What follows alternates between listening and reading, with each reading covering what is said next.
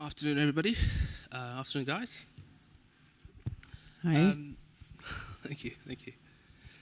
Just to get things going, I'm going to give everybody a minute or two just to give us an intro of, what you sort of how you started, and where things are today in brief.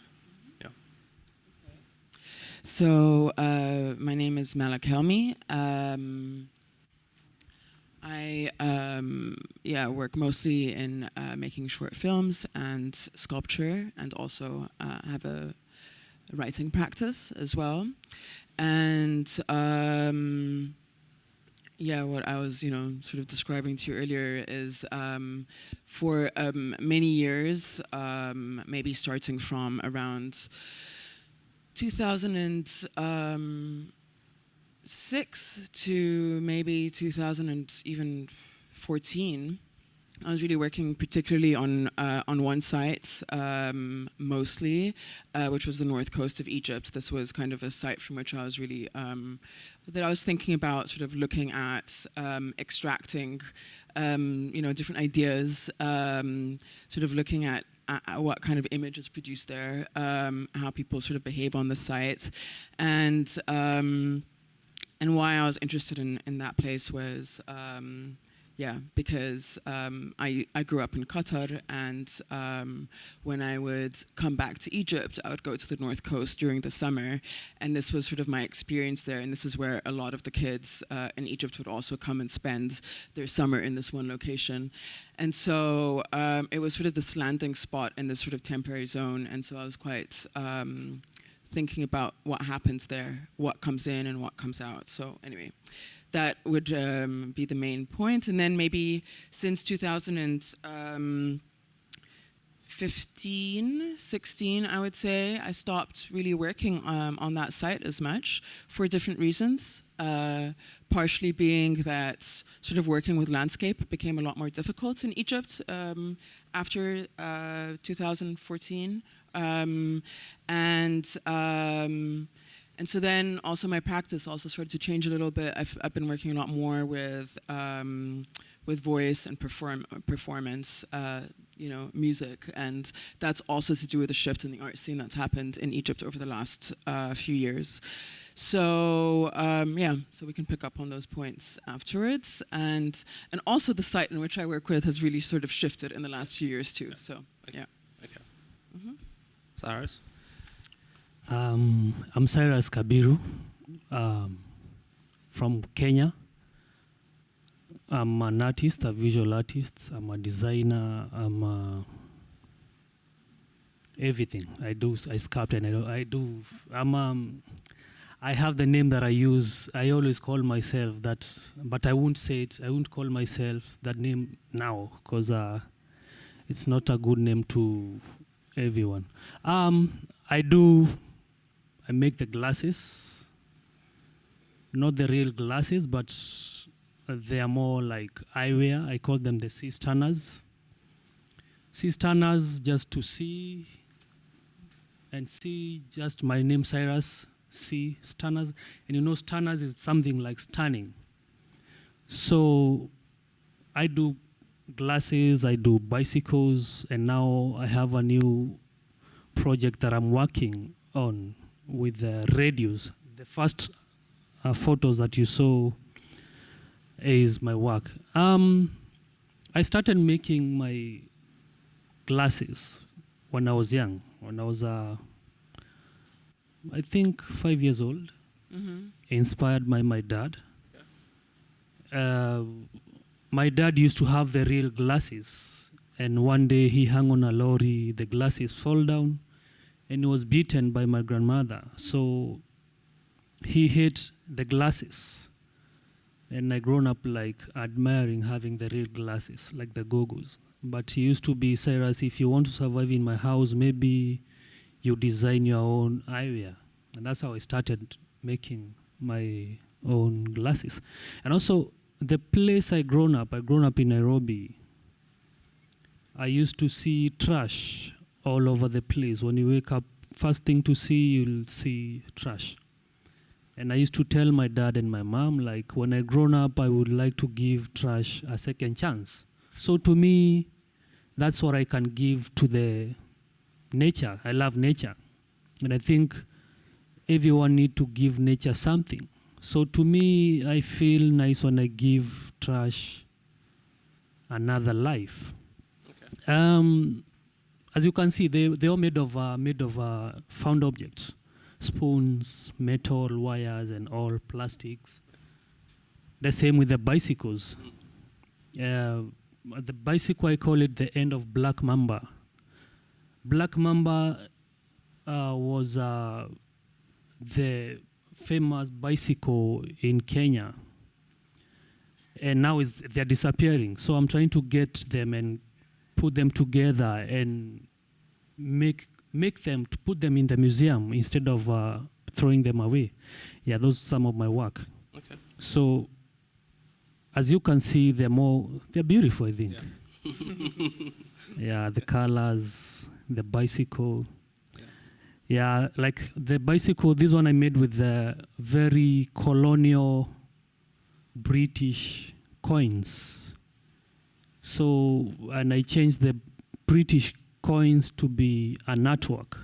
So, yeah, these are our first. Now the latest project I'm working on is the radio project. Okay. In my village, we are known by having, in our family, we love party. We organize party all the time. So, my grandfather was the first person to have a radio. Oh. Them days. Wow. So all the villagers used to come to listen BBC in our family. So those radios now I'm trying to work on them. Yeah. I'm trying to redo them to be more. I'm giving them a second chance because people they're throwing them away, and I feel bad when I see an old radio thrown away. So I want to put them. I'm trying to put them. Trying to get a chance to put them on a museum. Okay. Yeah, but we'll keep talking. Awesome. So Awesome. Thanks. Himali? Hi, I'm Himali. I'm primarily a poet, and I use text now in the form of performance, video. So poets always go first to the great unknown. So I started producing work that was inspired from outer space, mostly. Looking at outer space both as ideas of time travel, as a way of thinking about distance and intimacy, a way of thinking about debris, desire. It was a kind of blank slate for anything. And then recently I went on 2 residencies, both to the Arctic Circle and the Antarctic Circle. These are some images from there. And I realized that I was in outer space. That was the closest to deep space that I could get to. And the geopolitics and the metaphors there was super interesting and also very much entangled with where I came from, which is India. So maybe I'll talk about that more later. Sure. Yang? Hi, my name is Yang Beichen. I'm based in Beijing. And now I'm teaching in a university, but before that, I used to work for Art Forum China for 5 years. Now, besides my teacher profession, and now I also curate shows. Because I got my PhD on film studies, so my research mainly focused on the moving image art. Last year, I co-curate with Cao Fei, the artist Cao Fei, a group show in Julia Stoschek collection in Düsseldorf. And this year, 2 years ago, I started another project with artist Liu Chuang, and it's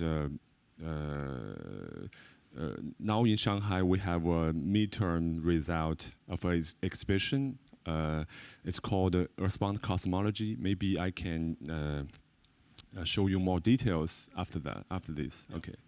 I was actually going to say, I would want you to now start to speak a bit more on that particular exhibition, the Earthbound Cosmology.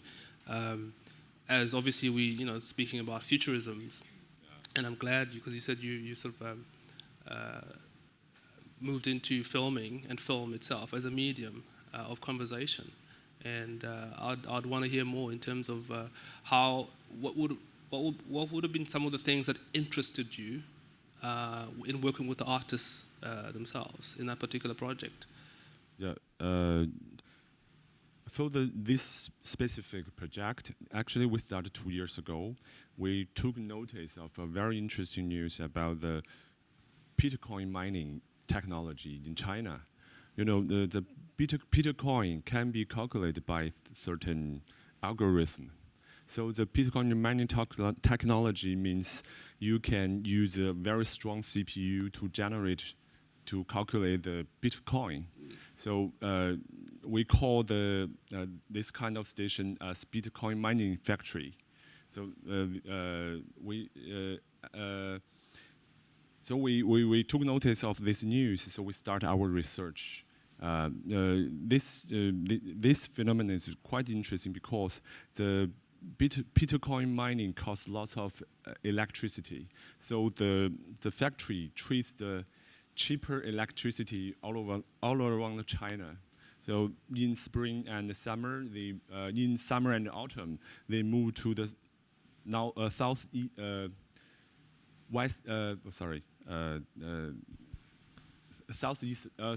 of China.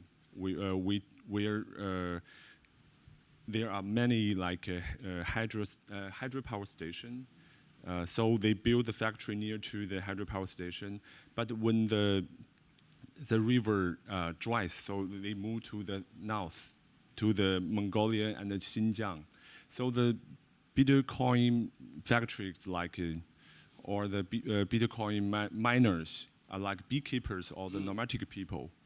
Wow. So after this news, we draw a map of we draw a roadmap of the Bitcoin factories. We found a very interesting result. This map overlapped the area of Zomia, the Zomia notion, the notion created by the James Court in his famous book, The Art of Not Being Governed. Yeah. So we start our research from here. So maybe you can see from the images. Yeah. We in these midterm shows, there are two major works. One is 3 channel videos. It's called Bitcoin Mining and Field Recording of Ethnic Minorities. Wow. So, and another one is called Gladness Me. It's from the title is from the Japanese manga. So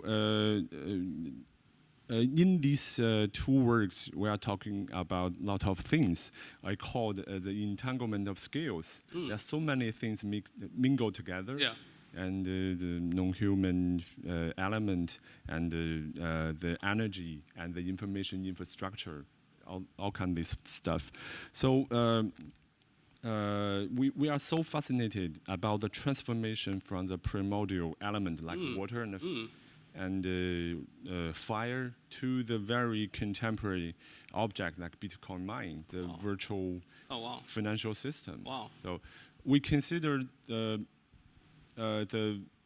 because people consider the Bitcoin as a decentralized object that against the central currency policy, central bank of the national currency policy. Yeah. We can see that. Or in the James Court's book, he considered the minorities as the same kind of being. Yeah.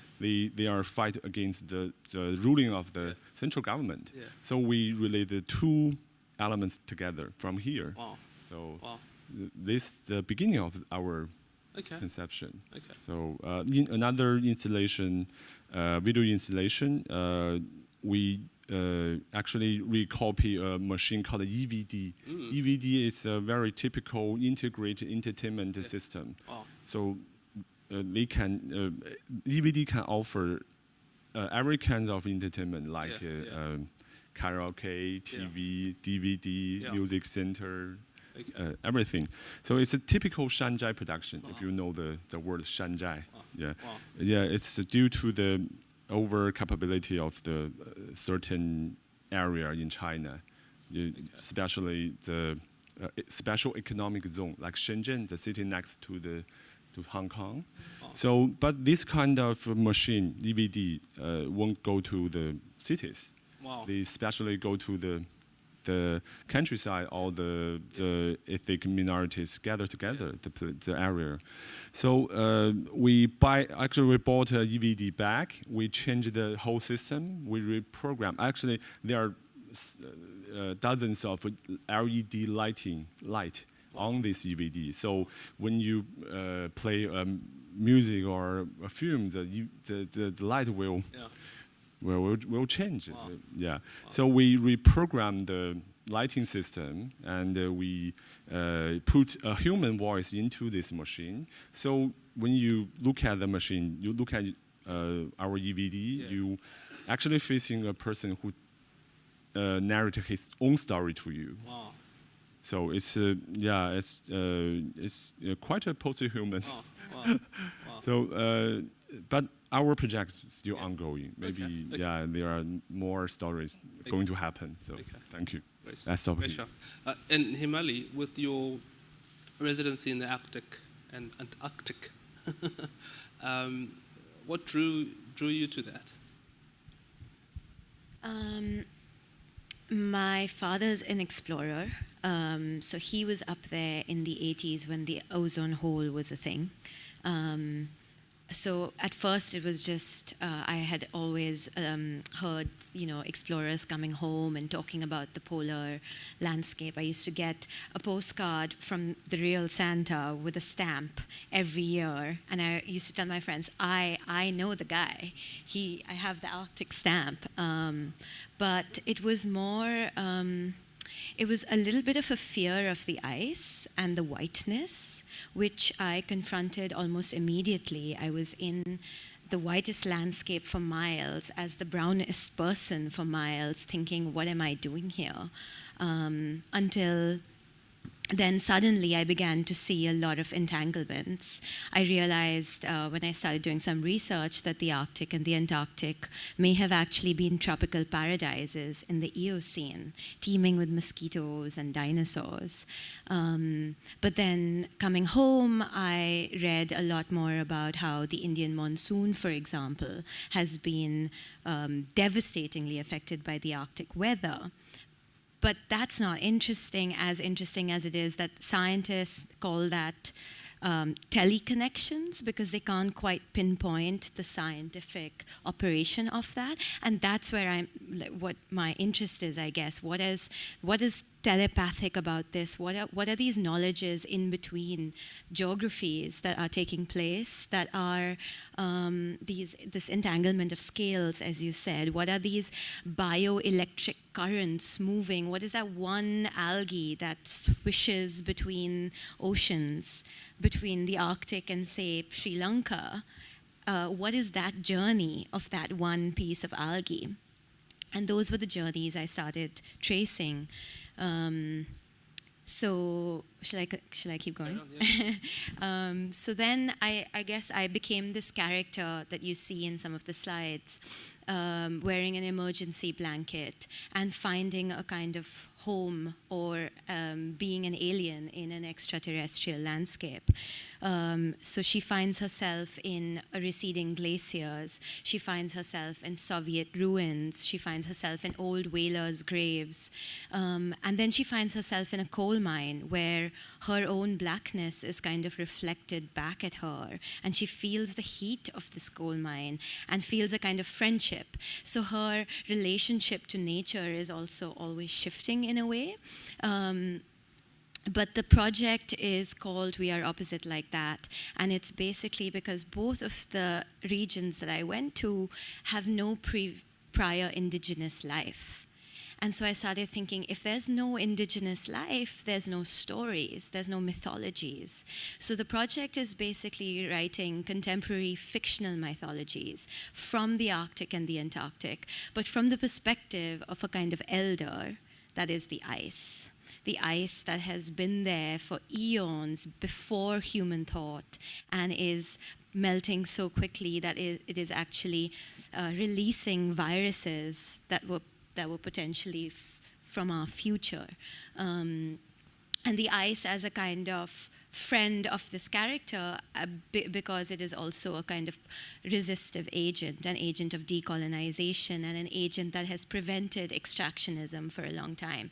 So what is the life of this ice, and how can we think about the feeling of the ice and who the ice is and what it stores, its stories, its histories, the fossils that are so deeply embedded in it.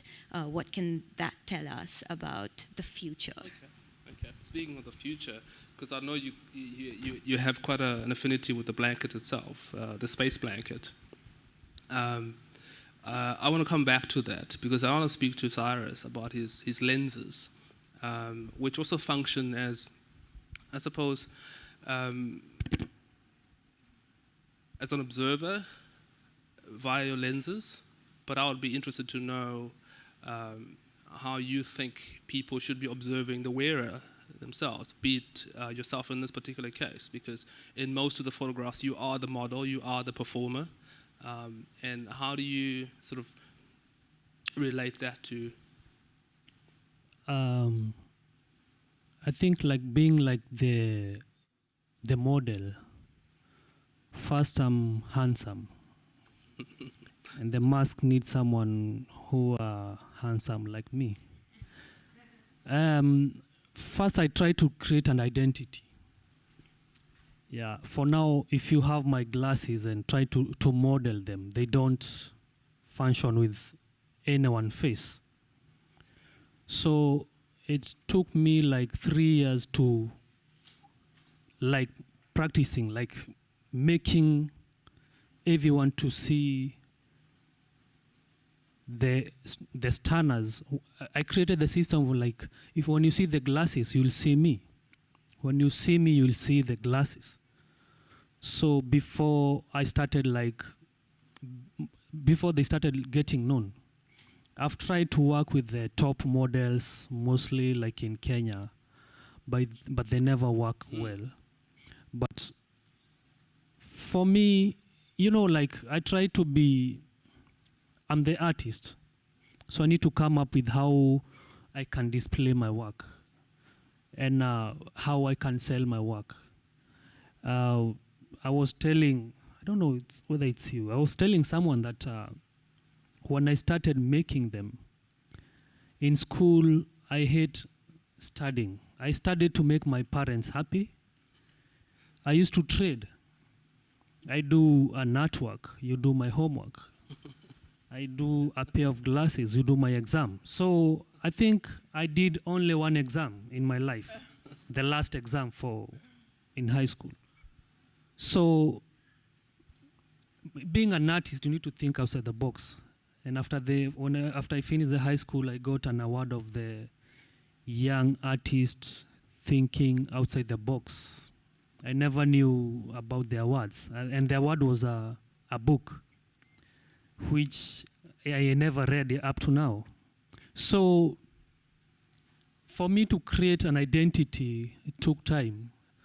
And for now, after giving people, I started selling them for $5. People started like buying them. And you know, sometimes I feel they're like part of my family. I don't like to sell. So I decided to sell them for $300. People started buying. They goes for, like now the cheapest goes for $2,000 in my studio. I think the most expensive I sold last year for $20,000. So you see, I started like giving. Though I never thought I can sell my creativity. The first person who bought my work, I used to run away from him because I felt like I did something wrong to sell my creativity. He used to run away from me because he bought it very cheap. So later he was tired of running away. I was tired of running away.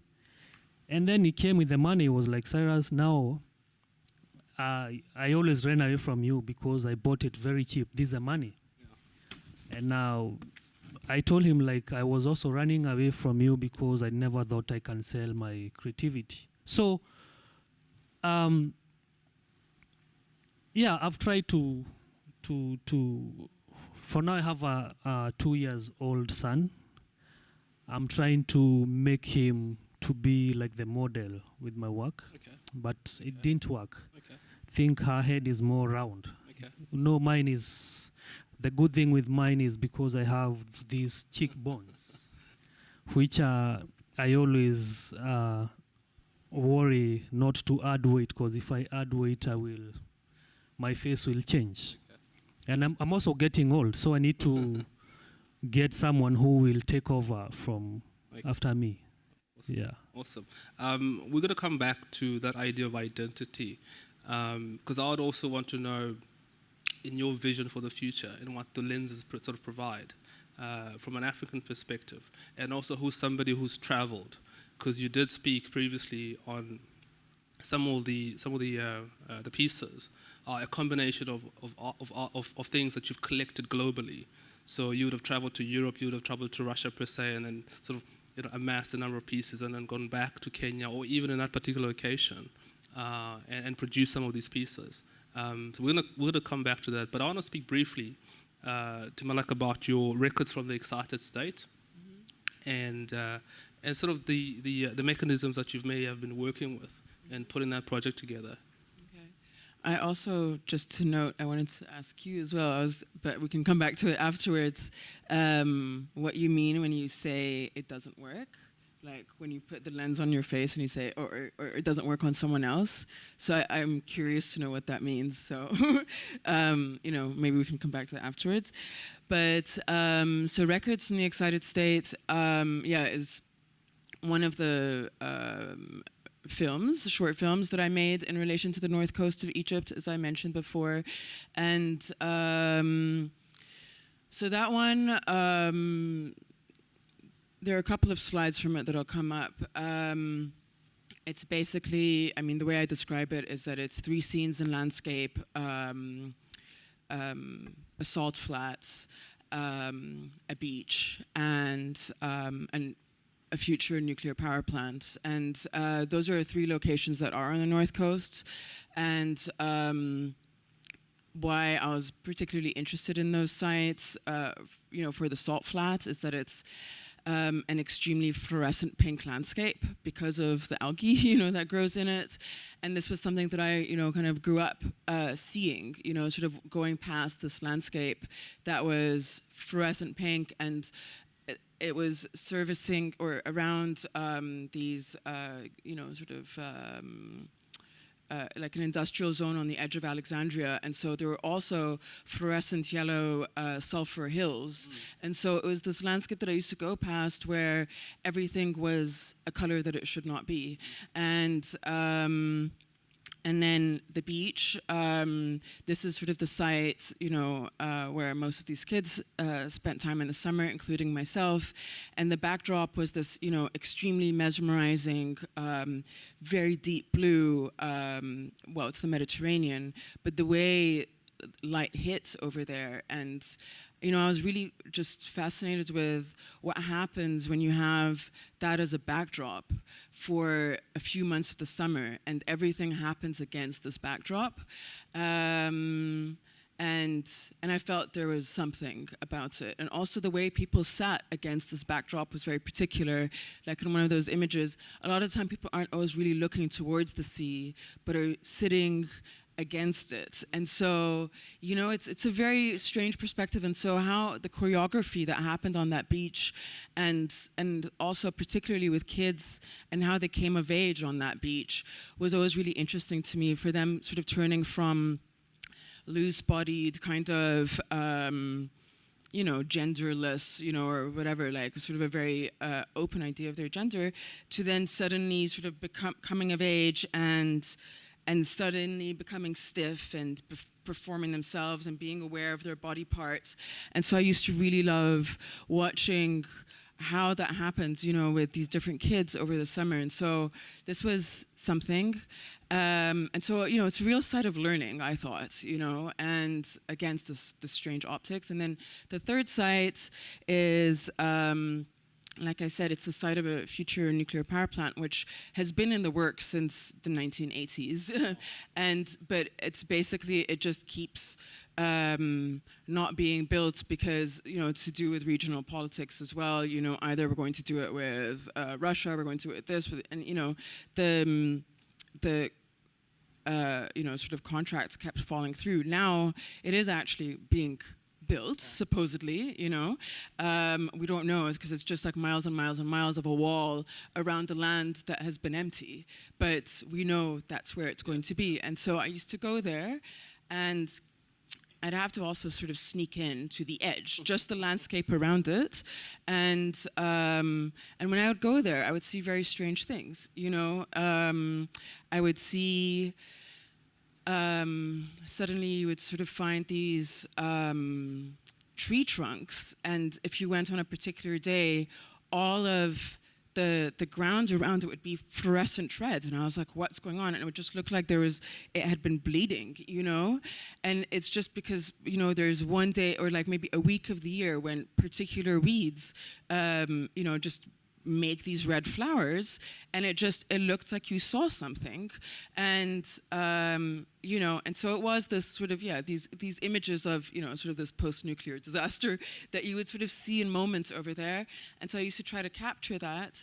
And so this was basically those three scenes. And then, you know, I kind of, so the story is 3 scenes in landscape on which are 5 characters walking on the edge of a narrative, basically sort of trying to find themselves in time and resolve. And I also did it like shortly after the revolution too, although it's not related to it in any way, but I was maybe interested in, because this site was a place from which, you know, I felt so much of us were being formed, and like I mentioned before, I felt so much of a certain kind of way of being, a certain kind of optics, a certain kind of knowledge was coming in from the Gulf, because as I was saying, you know, and I was aware of that because I grew up in the Gulf, and I saw something that wasn't in Egypt happening on that coastline.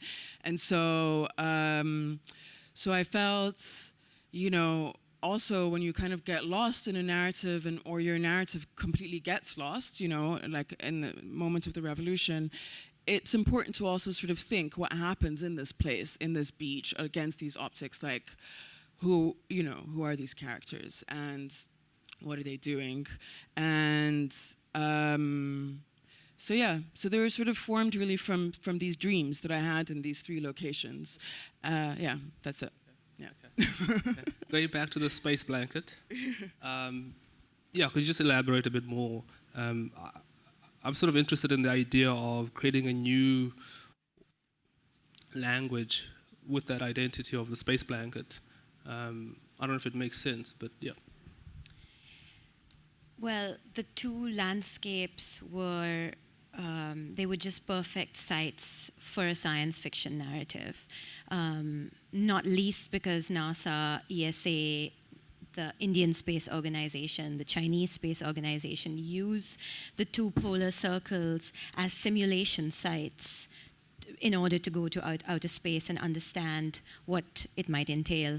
So there's actually some images of that. And then, of course, there's geodesic domes. Everything has to be these kind of like insular habitats that turn their back to the crises of Earth, in a way. That is exactly what happens going outside of this Earth. So those were the inspirations for creating that outfit. But the space blanket, obviously it's an emergency blanket, it's a heat blanket, it creates that idea of the refugee or the alien, the person not only seeking an identity, but also thinking about how we can be post-nationalist, transnationalist, nationalist, and anti-nationalist at once. What is that kind of futurism, in a way? But for me, the space blanket is about the light and the reflection and the idea of the shimmer. The shimmer is that light connects me to that rock, to that lichen that is insisting on itself despite everything, that even ice hasn't prevented that lichen from trying to either cover up what it needs to cover up or reveal eventually these ruins, for example. So it's about that reflection and what happens in those moments of her and the landscape being one. What are those rhythms between humanity and landscape, and can we find in that like some kind of, we were talking earlier about war and revolution, and I guess the poetic image comes in right there. That's where the poetic image inserts itself. How can we find curiosity and hope right in that moment of light reflecting from one thing to another? Because I know you did speak about, a bit about the idea of not belonging in your current context of be it in England or in India. Could you just maybe shed a bit more light on how, and sort of the tension between your trip to the Arctic and... Yeah. So the images of the book, which is the Arctic home in the Vedas, is this extremely problematic book that one of the Hindu nationalists during the freedom movement wrote, arguing for the Aryan origins in the Arctic. And the other image is a map that shows Antarctica as the neighbor of India, and so much so that the current Polar Institute is actually looking for common microorganisms between Antarctica and India. But this idea of belonging, also being from a family that was constantly moving, not feeling really at home in a place where knowledge was one thing, and it is becoming more so in the current government, and we have elections coming next month, where textbooks are being changed, names are being, there's a kind of saffronization, as we call it, like a Hinduization of the country. So, and then going to London was also weird because you're in like a colonized space, and it keeps reaffirming itself. And maybe that's why that outer space fascination also came about. Maybe that's where I don't need to belong. I don't need to have an identity. But I was telling you yesterday that the first show that a curator friend came to, she's Pakistani, and I said, oh, there's nothing Indian. She was looking to put the work into a South Asian show, and I was like, this is not South Asian. There's nothing Indian about this work. It was all about the moon and semicolons and stuff. And she just looked around, and she was like, that's cotton, that's indigo, and that's terracotta. So I feel like in terms of identity, we also have to just believe that it's there and move on from it in some way. Okay. And speaking of trash, Yeah. Going back to your studio practice, what are some of the things that I think come to your mind as you put together some of these pieces in relation to the context of Kenya itself, but also I think Africa in general? In your perspective, as somebody who would have, we spoke this briefly earlier, that as somebody who's a self-taught artist, and how one engages with an audience via your pieces. So as you work with non-traditional material, how do you navigate around that? I think first I will answer her question. No, I was just kidding that I'm a handsome. So for me, when I model my work, first I need to think the reason of making that artwork. Put it in my face, and then have that feeling. That's why I don't work with a lot of people, because people always smile, think of something that it's not going together with my work. So when I wear the glasses, when I wear them, when you do like a photo shoot, first I need to think a story behind the artwork and to put that in my face. Yeah. So I hope, yeah. So my work mostly working like based in Kenya. What I do, first I get material that I get dictate me to make something like an artwork. I've been more than 30 countries, and most of the time when I travel, I always have an extra suitcase. I always collect trash from different places, from Europe, like here, Asia, America, and all that. So when I go back to Kenya, I try to combine them. I try to combine London trash with Kenyan trash, Indian trash with like Tel Aviv trash. And at the end, I'll see, like, that's why you see my work is more, it's don't have more Africanized. It's don't have an identity. You can't say my work is more African. You can't say my work is more Asian, because I try to combine different trashes. And that's why they are more, to me, that's the future. Yeah, if you ask me about the future in my work, that's the future. Like, I would like to see my work in 20 years to come using those trash, combining them. Like, it's like I'm trying to create, I'm trying to bring the world trash together. I'm trying to show how we can save even the nature using your trash and my trash. That's a funny question. Yeah. That's okay. Like, how do you choose your trash? In my studio is full of trash. Okay. So when I walk around, I always put them in my studio. I'll sit down and start communicating with my trash. And also, I don't see trash. I see creativity. That's why I keep my microphone there, because when I see microphone, I'll see creativity in it. So when I sit down in my studio, I started like meditating with my trash. I started like creating my own ideas. So after meditating, then I'll start working and create something. Yeah. And sometime I'll make an artwork that I won't like. For now, I have like 15 areas that I don't like. They're somewhere hidden somewhere, because I didn't have a good reason to make that area. Because all my work, they have a reason. I don't just make them just to make. I don't mass produce them. I need to have a story. I need to create my culture. We are more in storytelling. So I need to create my own story and put that story to an artwork. Just one question before you wrap up on that particular point. Speaking of creating stories, does history play a role in your production? Yeah. Like the way I was telling you about the music in our family.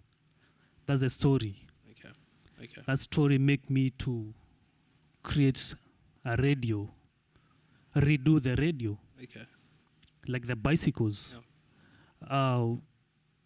I hate bicycles. I don't like bicycles. I grown up with a bicycle. My dad used to have a very heavy Black Mamba bicycle. And he used to send me like 10 kilometers to get something like to get a posho meal, like a shop, kind of. Yeah. And he knew that I don't like the bicycle. So, because the bicycle was heavier than me, so I used to push bicycle like 7 kilometers, carrying heavy things with it. So he made me to hate the bicycle. I used to clean the bicycle. I grown up on a slum, whereby sewage always all the time.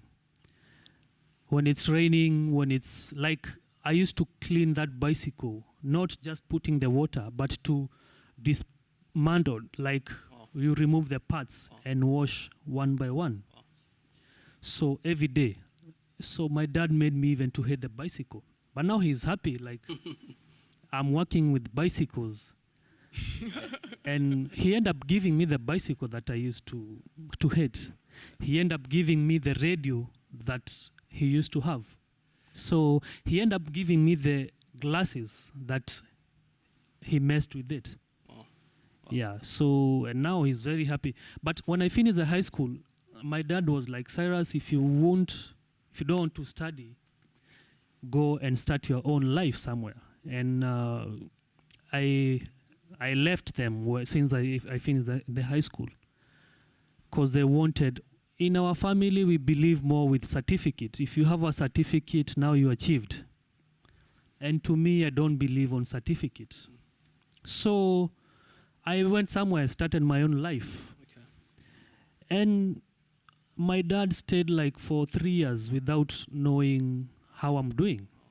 But now later I started seeing my work on a newspaper, on a television. And later he's like, Cyrus, now I'm ready to help you if you need any help.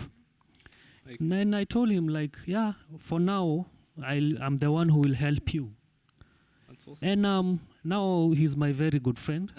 He's very supportive. Great stuff. Yeah. Great stuff. Young, speaking about the project with Chow Fei, I know you worked a lot with the vacuum cleaners in that project. Sorry? I know you worked a lot with the vacuum cleaners in the Chow Fei project, the Nomad project. Yeah, could you just shed a bit more light on that? Okay. Sorry to interrupt your question. Actually, I just found a very interesting connection. Yeah, sure. With the second work I want to mention and your speaking, and the second work I want to discuss with you is a film essay by two young Chinese artists. In your speaking, you talk about coldness and ice. They talk about heat, the heat in the tropical area. Actually, the film essay is called 2 or 3 kinds of heats. So the work is focus on a very interesting but hidden history about New China. That means the China after the 1949. Back to the 1960s and the 70s, the New China execute a very strong foreign aid policy. So that means they signed experts, engineers, and scientists to the third world, to the other countries in Africa and Asia. So the film essay focus on this architecture. Okay. Actually, this architecture is the national parliament in Colombo, the capital of Sri Lanka. Wow. So the architecture was built with the help of Chinese architects. I see. So for building this, build this architecture, in Guangzhou, a university even built a department called the tropical architecture. Because of liking of electricity, they want to create a building without air condition, but still stay cool and dry inside. Wow. So they signed several architects to the Sri Lanka and did a lot of research about the local climate, and then they built this one. So now this building is still the national parliament. Wow. So the two younger Chinese artists want to talk about this kind of history that there is a so-called Chinese cosmopolitic perspective in it. So now I really want to name it nostalgia. nostalgic futurism. Wow. So for us, ideological speaking, the communist is definitely more futurist than the capitalism. Wow. So that means in nowadays we are going backwards from a very avant-garde and radical ideology to a more conservative one. So I think that's the most important place in this work. So I think maybe it can be related to your thing about the coldness and ice. They talk about they even create a thing as the tropical as method. The tropical as method. So they really want to revisit this hidden history. Yeah. Oh, okay. Thanks. I'm going to now open up some questions to the floor, if there are any.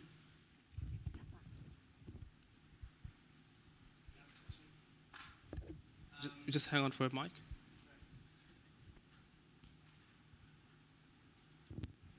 Thank you. When you just asked Cyrus about what role history plays in his artwork, it made me think about the history of art outside of Western art and how prevalent the knowledge is on that across the world and how that affects how we perceive art that's not from the West. I think as anyone that's interested in art, we have a sort of innate understanding of the Western history of art, but once you might even have knowledge of how African art or Asian art has influenced those movements, but it's still within the concept of Western art. And as art not from the West becomes more prevalent, I find myself interested in that other history, and in searching for it, it becomes apparent how relatively obscure it is compared to Western art. If I want to look up American Expressionism, I just type it onto YouTube. But if I want to look up Shona sculpture, it's a bit more tricky. So as the curators and artists that are, defining the contemporary and future of non-Western art, do you feel any responsibility of sort of making the history of non-Western art known to the public, or do you just move forward from today onwards? Is it important that we look back to go forward? Interesting question. Cyrus? I think I didn't get your question in a good way. Maybe you repeat again. Sorry. Let me ask in a different way. Is it important that we know the history of non-Western art in order to understand contemporary non-Western art? Or can we just, watch Black Panther and take it from there? I think history also matter. When I was talking with him about Kenyan art and the art that I saw here, it's totally different. And I'm talking about Kenya. I'm not talking about Africa. I don't know other African countries, how they are. But what I saw here will take us long to reach where Asian arts are. But as our generation, we are trying to change. We are trying to think outside the box. And being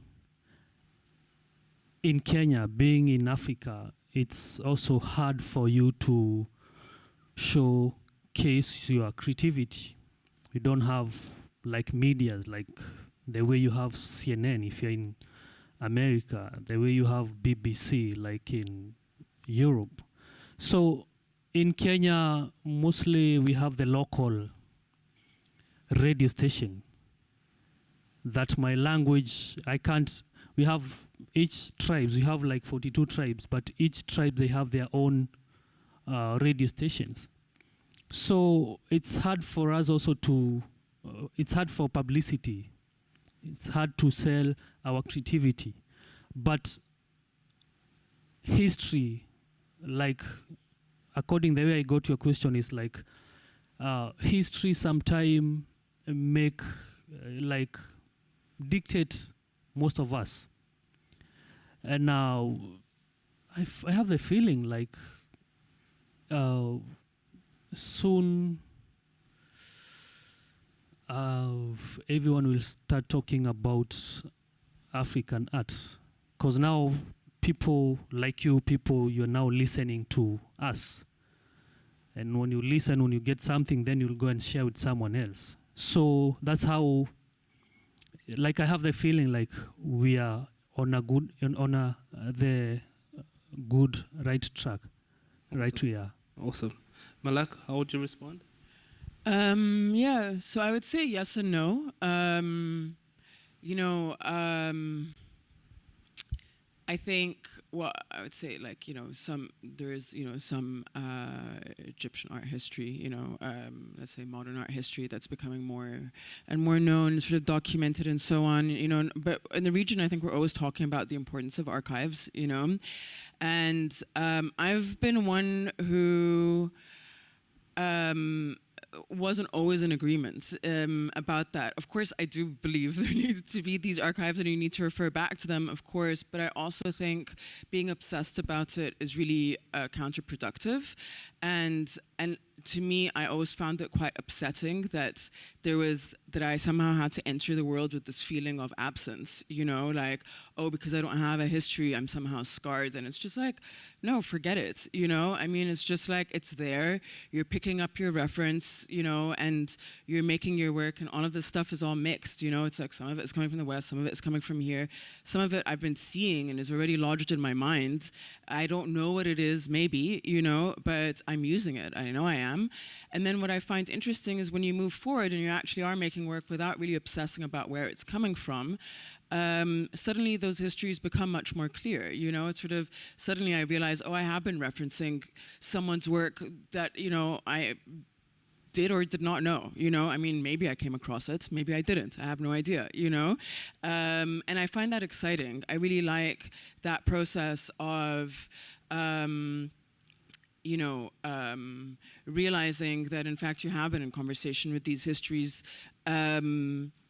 quite intuitively and through sort of these fragments of images that have been entering your life anyway, and it gives them agency, and I really like that, and it gives my work agency, and I feel like it's much more dynamic.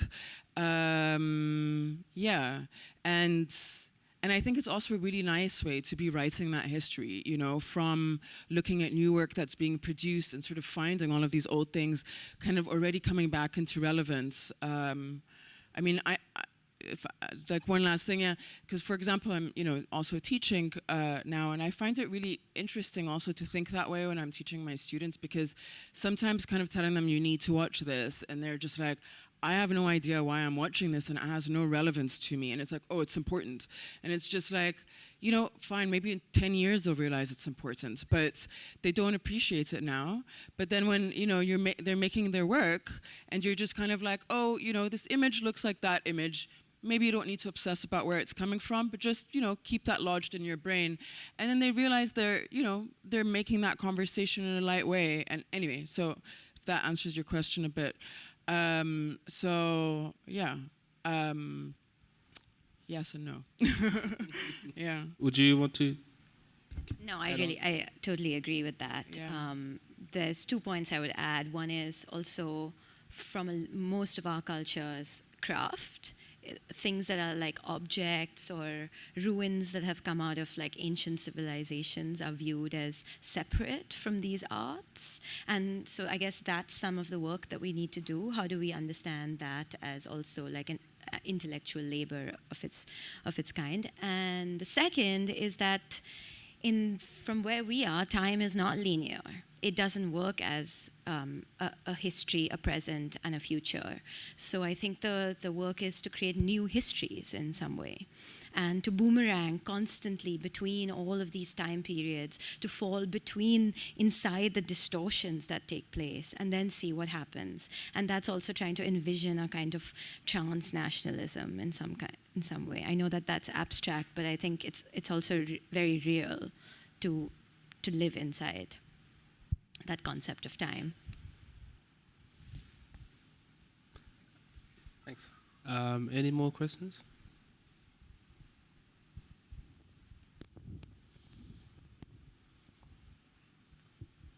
Lovely talk.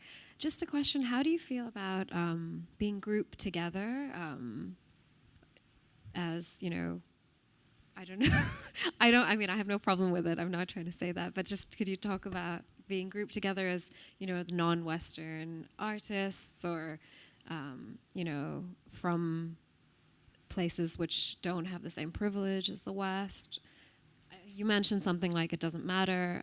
You know, I don't come into this situation with an absence. Maybe you can talk further about that. Thanks. Go for it. Okay. You know, no, I think it's cool. You know, I mean, you know, I think there was a moment, maybe, I don't know, 10 years ago, when this kind of stuff, you know, sort of like art from Africa, and, you know, it was really quite, of course, in that sense, you felt like you were being framed, and there was a narrative that was being built that was false, you know, but, you know, that we've been working through, but now I find it, you know, now it's exciting, because I'm really curious about what each one of them has to say, and yeah, so I'm happy to have the conversation. I feel like that frame, I don't know, maybe is just getting, yeah, but yeah. Yang?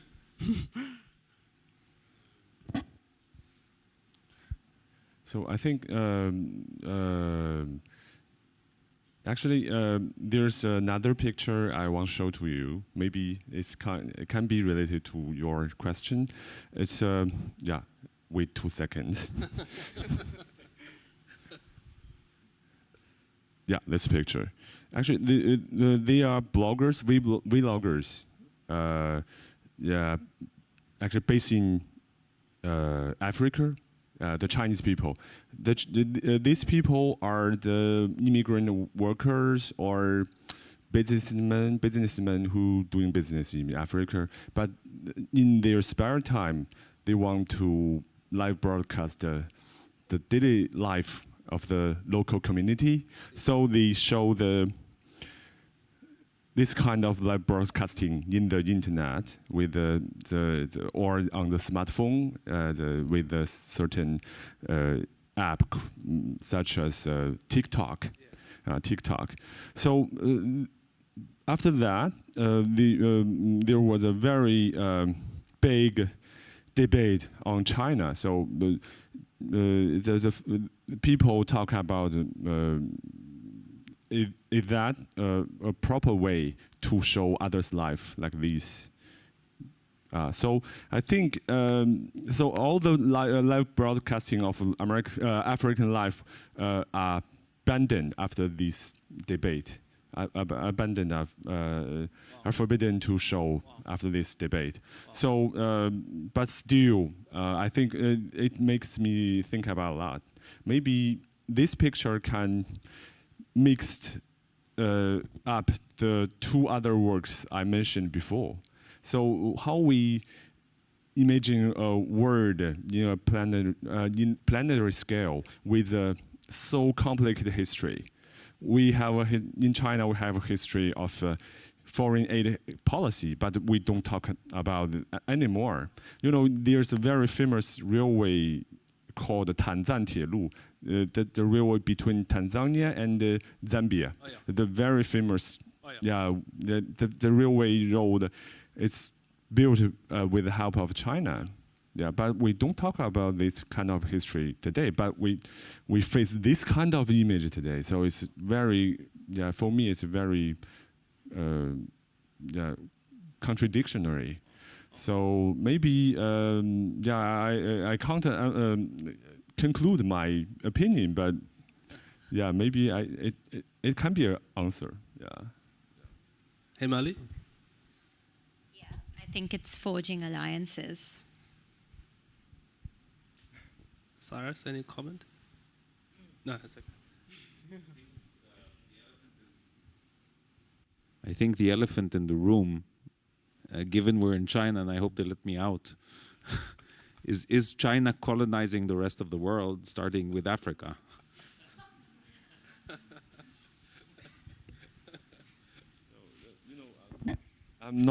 I can't represent the government, the Chinese government. So I'm not even a member of the Communist Party. I'm just a civilian. So I'm not part of the invisible elephant that you mean. So I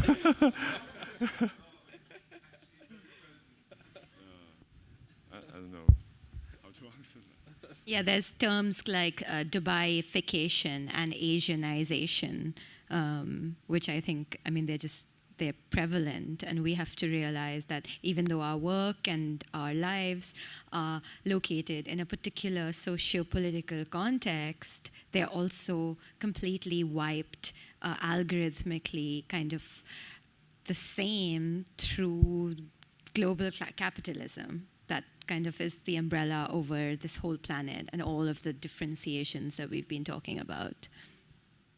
And that's China, I guess, in some way. India, too. More questions? Hi. Oh. Sorry.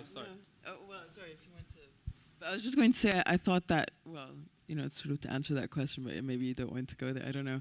But yeah, okay. I thought it was just interesting through a text, that you had sent us of a show that you had done, where there was this idea of the different forms of colonization, and somehow this, through DNA, through sort of, actual sort of people mixing through these,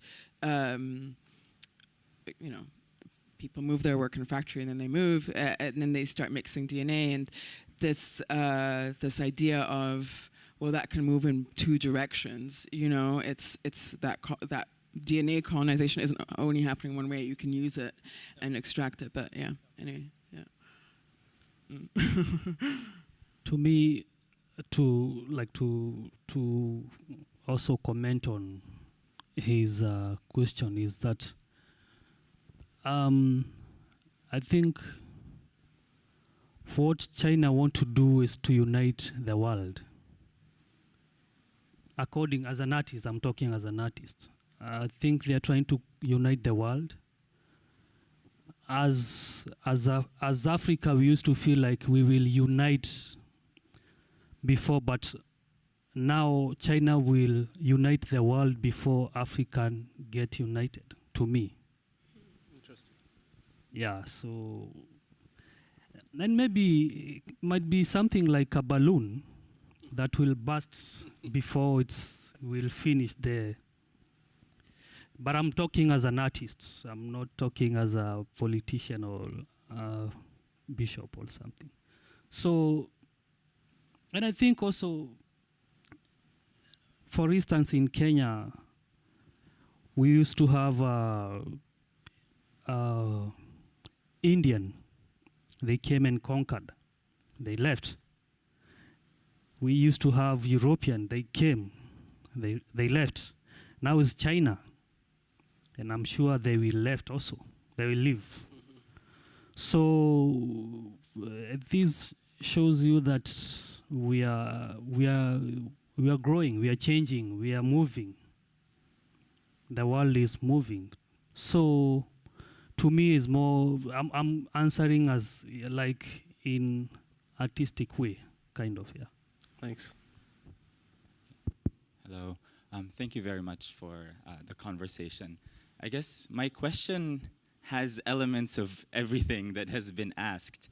For me, it's interesting that this is a futuristic, like it's the art of the future, it's a futuristic conversation, and yet we still exist in this, a prison of culture and history, right? But a lot of you, if not all of you, mentioned that future art is it transcends, you know, or it's a collection of various identity that it becomes its own, or something commune is the future, right? How do you face this prison, and are you aware of that in your day-to-day work, and how do you end up transcending it, that it's completely, that culture, nation, even identity is not relevant anymore? Himali, would you want to? Great. For me, it's language. And language falls right back into exactly all of those prisons that you're talking about. But it's also in a language, that specifically poetry, where meaning can both fall apart and also subvert and cannot be co-opted. It's kind of in the radicalization of that language. And of course, my language is English, and that refers right back to my particular colonial history and all of that. But accepting all of that, for me, that particular tool in my practice is perhaps the most futuristic. I don't know if that helps answer that, but it's just about thinking about, and also thinking about poetry as a way that accesses knowledges that are alchemies and rumors and hypotheses and all these in-between, not confirmed facts. And I know I venture into very murky territory when I say something like that, but it's exactly that the alt-right is doing, to take that and use it the other way around. Yeah. Malak, yeah, go. Yeah, I was going to say, I don't, you know, at the end you were saying like where nations don't matter or something like that, or these kinds of frames. I actually, for me, they really do, you know. I think they're very visible, and I'm really interested in that aspect of it, actually. But, you know, again, as a fluid thing, you know, so I don't think it's, is that what you were saying at the end, that you sort of feel like, I think for me, it was just an observation about how, you know, a conversation about the future always is falling back into these things that are, in a way, it's borders, it's limiting us, right? Yeah. While what I was hearing from all of you is that the future is more fluid, Right. It transcends. But it's interesting that it's very powerful, the history and the culture and the nations. But yeah, I mean, so exactly, like, yes, I think it transcends, but I'm really interested in how it doesn't, too. And I'm really interested in, like, you know, for me, you know, I'm looking at these landscapes, but, you know, that place, Egypt, you know, as a frame is really interesting to me, too. It's important. And where those borders are is really, I don't know, I guess, yeah, it's like different characters. I don't know. I mean, so yeah. So I don't think they're just completely gone. The difference is interesting. Yeah. More questions?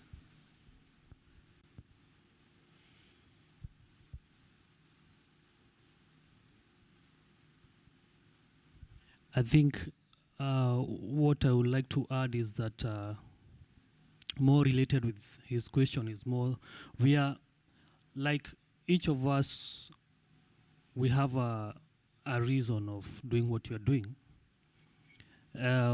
We have those artists who concentrate more with the history. We have the artists who concentrate with the coming, like they create their own history. So we all different. And for instance, with my work, I try to get the history and combine with my own ideas of the future history. Like, for instance, when I make the glasses, when I make the eyewear, I will sit down and come up with a Chinese mask. I even don't know how Chinese masks look like. But I'll create my own mask. I've made every mask to every continent, but I never know, even I don't know the African mask, how they look like. But I have my own African mask. I have my own Asian mask. So I try to get the history to now and try to push that history to the next level, the level which I don't know whether it's a real level. Like, we are all different. Yeah, if you go to some places, there are people who still do traditional art. They have their own history. Yeah, we have, we are different, kind of, in short. Thanks. Any more questions?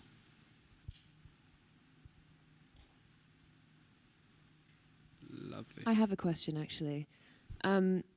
Thinking about how all of you have spoken about you've all kind of talked about a certain transnationalism as being part of a future that your work or your practices are moving towards or trying to uncover or build in some way. I'm curious, what does a transnationalist future look like based on the work that you've done so far? Malak?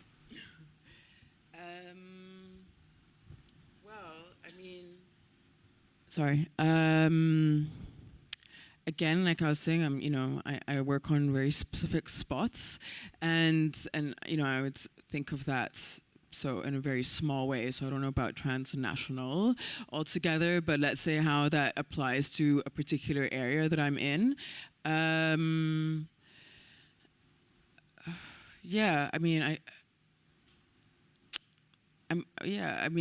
It's a bit of a tough one, but I suppose, for me, it just becomes about, the kinds of optics that exist in that place, and I suppose this is what I'm really interested in, is sort of seeing how, like a particular kind of, you go and you sort of get different kinds of light in different kinds of places and different kinds of textures in different kinds of places. And I'm curious how those lights and those optics and those textures travel. And I don't know if that really answers your question, but that's what I'm interested in, is sort of like where, how's that moving, and and what does it feel like? And, where did that come from, that quality of light, something like that. That's a little bit what I'm curious about, if that answers it in any way.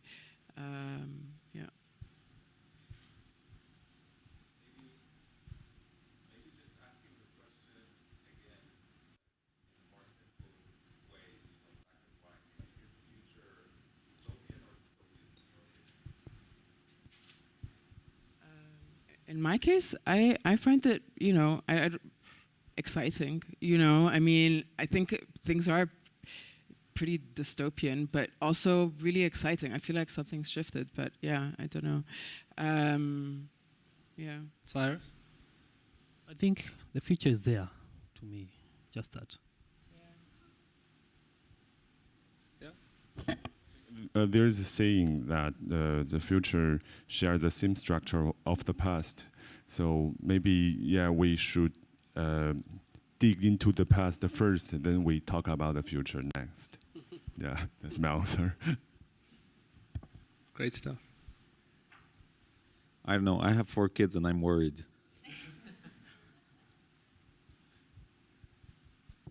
Thank you very much.